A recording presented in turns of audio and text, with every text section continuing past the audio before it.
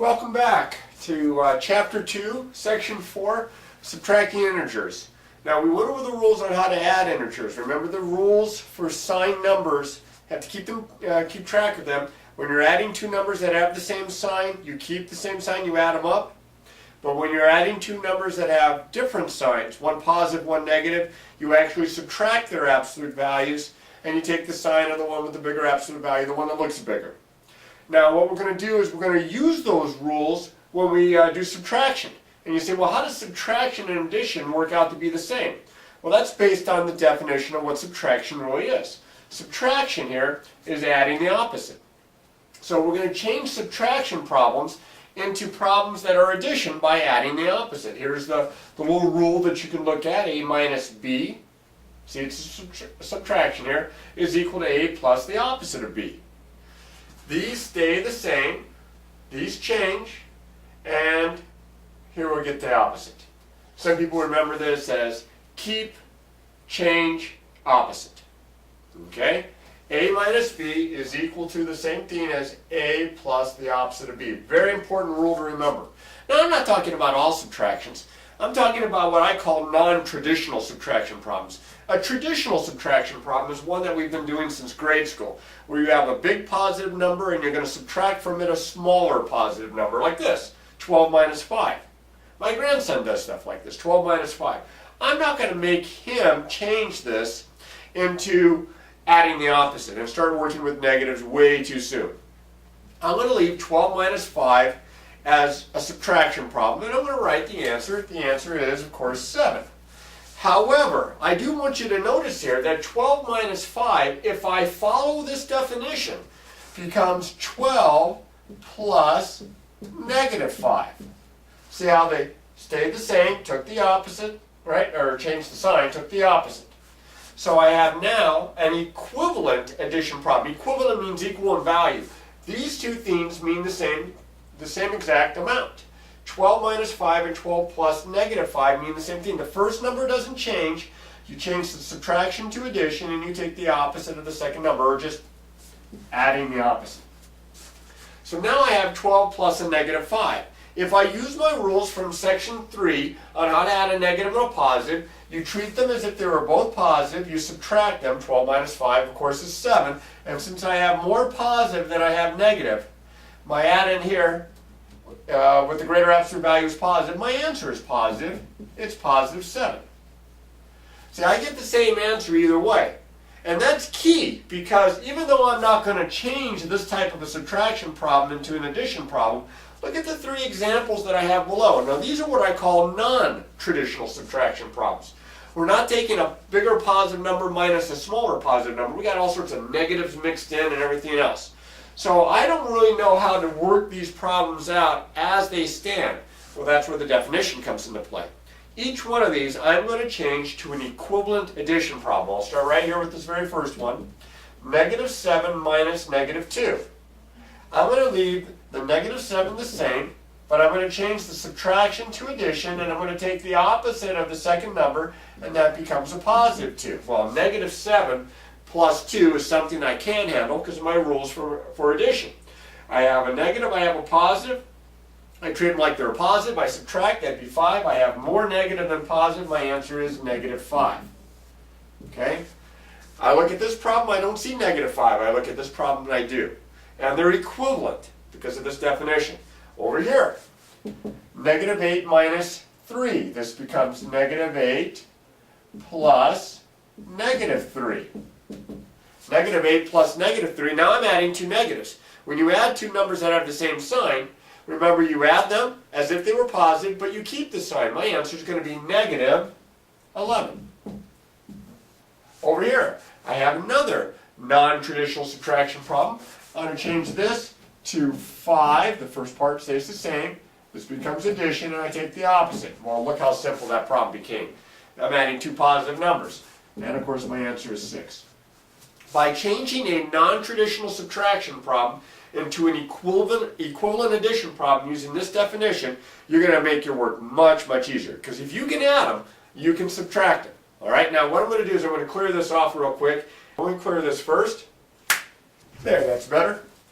All right, we have three more examples that I have written here, which we're subtracting non-traditional subtraction problems. So again, in each one of these instances, I'm going to change these subtraction problems into equivalent addition problems to make my work easier. So the very first one here, I'm going to write this as -4 plus -6. Well, -4 plus -6 is equivalent to this, therefore I can get the same answer by doing the steps for addition, which I know a little bit better. When I'm adding two negatives, I add them up as if they were both positive, but I keep the sign. This is -10. Over here, a little different problem. I have -7 minus -6. This becomes -7 plus the opposite, +6. Now I'm adding a negative and a positive. I treat them as if they were both positive. I subtract, that would be 1. I have more negative than I have positive, so my answer is -1. You can see how important the rules for addition are when you're doing these subtraction problems, because we're changing them into addition problems, equivalent addition problems. One more over here. I have -1 minus 8. This is the same thing as -1 plus -8. Change this to adding the opposite, a -1 and a -8. I add those up. When you're adding two numbers that have the same sign, back like I did over here, I'm going to end up with a negative number. This is going to be -9. Okay? When I'm adding two numbers that are both negative, I'm going to get a negative number. Now the two examples that I have listed below don't really look like the previous three examples because they're more algebraic in that they want you to evaluate expressions for certain values for the variable. Now here's a suggestion on these types of problems. You might be better off by changing your subtractions to equivalent addition problems before you plug in. Change your subtractions to equivalent addition problems, like m minus n is the same thing as m plus the opposite of n. Now substitute the values in. And for m, I'm going to plug in a 5. So now I have 5 plus, and then for n, I'm going to plug in a -3. Now notice here, I am taking the opposite of n, and if n is a -3, the opposite of n becomes a +3. And look how easy your problem became. 5 and 3 is 8. Same kind of a problem here, just a little bit bigger, a couple more variables. Notice here, evaluate this expression, w minus x plus y minus z, for these values that we're going to use for w, x, y, and z. So I'm going to first change my subtractions into equivalent addition problems. I have to do it here and here. This becomes w plus the opposite of x plus y plus the opposite of z. I changed both subtractions in the same step here to adding the opposites. And now I'm going to substitute these values in. I'm going to plug -5 in here. I get -5 plus, now I'm going to plug -7 in here. Now notice it's the opposite of x, and x is -7, so the opposite of -7 is +7. Plus, now I'm going to plug this in for y. It just turns out to be a positive, so that's going to be +10. And then, plus here, I'm going to plug -5 in for z. And again, notice it's the opposite of z, so if I plug -5 in for z, the opposite of -5 is +5. And as you can see now, the problem's much easier. I have nothing but numbers here that I can deal with. There's a couple approaches here, but one of them that I suggested was if you're adding more than two numbers, add up all the positives together, add up all the negatives together, and combine those two amounts at the end. So this is going to be 22. So I have -5 plus 22. A -5 plus 22, one of each. Subtract, take the sign of the bigger looking one. I got more positive than I have negative. It's going to be a +17. Now if you looked at this and you said, well, wait a minute. I could have saved myself some aggravation noticing that these are opposites. And we know opposites by definition are two numbers that add up to 0. So I could have combined these two numbers first.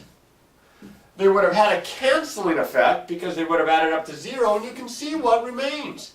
17, which is the answer that I got.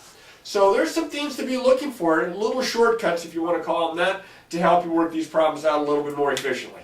All right, just about got this. I want to do one or two more examples, and then we'll see what's what. So let me clear the board here real quick first. Okay, this last example here is a story problem approach to doing kind of the same thing we were just working on, and that involves the rules for negatives and such. But we have to kind of interpret that. You'll notice that there are no negative numbers written down that you can see just by looking at the problem itself. We have to read through it to see what's what. During 1 year, 23 new students moved into a school district. All right, now since they moved in, they would be adding to the total. So to me that sounds like a positive idea. And 52 students moved out of the school district. So if they're moving out, they're coming off the total.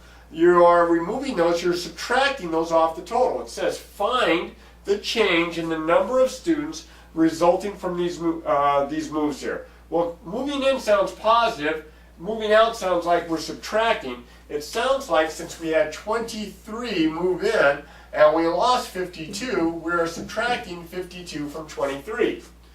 Well, 23 minus 52 is a non-traditional subtraction problem. I'm going to change this to 23 plus negative 52. Now I have one of each, a positive and a negative, then I'm adding. Well, when you have one of each, one positive, one negative, you actually treat the numbers as if they were positive, subtract, which would be 29, and since I have more negative than I have positive here, I have a negative 29. Now, I'm not going to write my answer that way because it's a story problem and I want it to make sense. It says find the change in the number of students. Since it's negative, this sounds like a loss. So the district lost 29 students. Okay? If it had been positive, we would have said gained. All right? Now, just like anything else that we have done so far in this class, you'll get better at this as you continue to work the problems out and do lots of repetition. And the story problems, just read them carefully so you make sure you interpret this so that we don't have any kind of misunderstanding where we're subtracting and we should have been adding or vice versa. As always, remember to practice, practice, practice.